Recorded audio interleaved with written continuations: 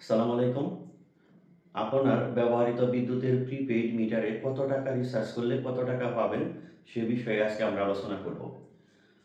এই রিচার্জটা অবশ্যই মাসের প্রথম রিচার্জ হতে হবে। মাসের দ্বিতীয় রিচার্জ বা তৃতীয় রিচার্জ হলে অ্যামাউন্ট চেঞ্জ হয়ে যেতে পারে।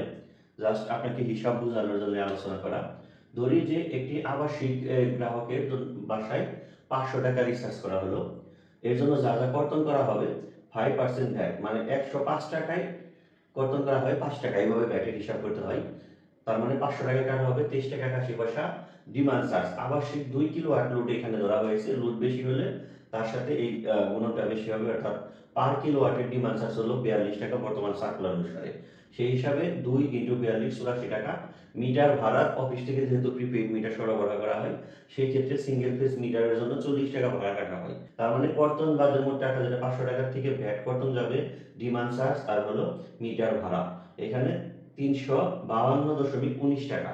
সরকার আবার আপনাকে রিচার্জের জন্য ভর্তুকি দিল প্রিপেইড মিটারে 0.5%, মানে ১০০ টাকায় ৫০ পয়সা। সেই হিসাবে এই ভ্যাটের হিসাবের মতোই ১০০ টাকা ৫০ পয়সায় ভর্তুকি হলো মানে ৫০ পয়সা।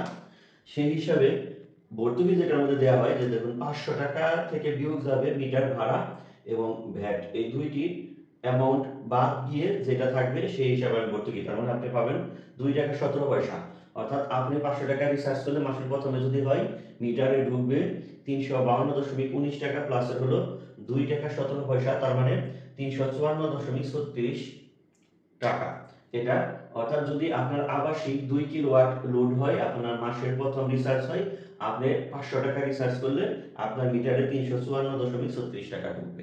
কিন্তু এই রিচার্জ যদি মাসের প্রথম রিচার্জ না হয়, তবে মিটার ভাড়া এবং ডিমান্ড চার্জ বাদে শুধু ভ্যাট কাটবে।